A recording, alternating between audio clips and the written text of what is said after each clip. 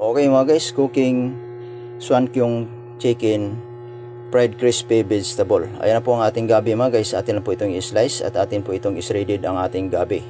Gagamit lang po tayo ng green leaves mga guys. Gamitin lang po natin ang broccoli leaves mga guys. I-shredded lang po natin ito mga guys. Ayan na po mga guys, na-shredded na po natin ito. Na-prepare na po natin ang kanyang mga sangkap.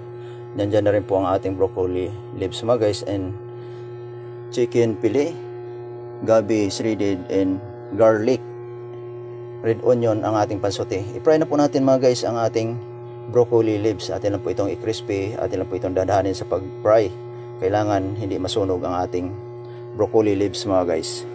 Ayan na po mga guys, sunod na po natin ang ating gabi shredded. Atin lang po itong i-crispy at atin po itong ipa-fry dahan-dahan para hindi po masunog ito.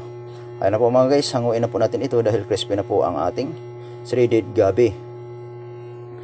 Sunod natin ang ating chicken pili mga guys. I-fry lang po natin ito. Dandahanin lang po natin ito pagka-fry ang ating chicken pili mga guys. Ayun na po, atin na po itong pa-fry at atin na po itong hahanguin ang ating chicken pili mga guys.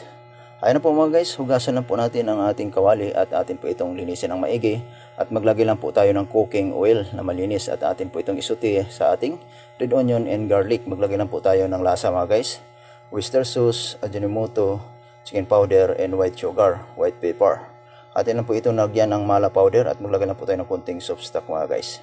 Atin lang po itong halu-haluin at atin po itong lagyan ng dark soy sauce at maglagay din po tayo mga guys ng light soy sauce. Ayan na po mga guys, atin lang po itong halu-haluin at maglagay lang po tayo ng konting potato starch para dumikit ito sa ating Swankyong chicken.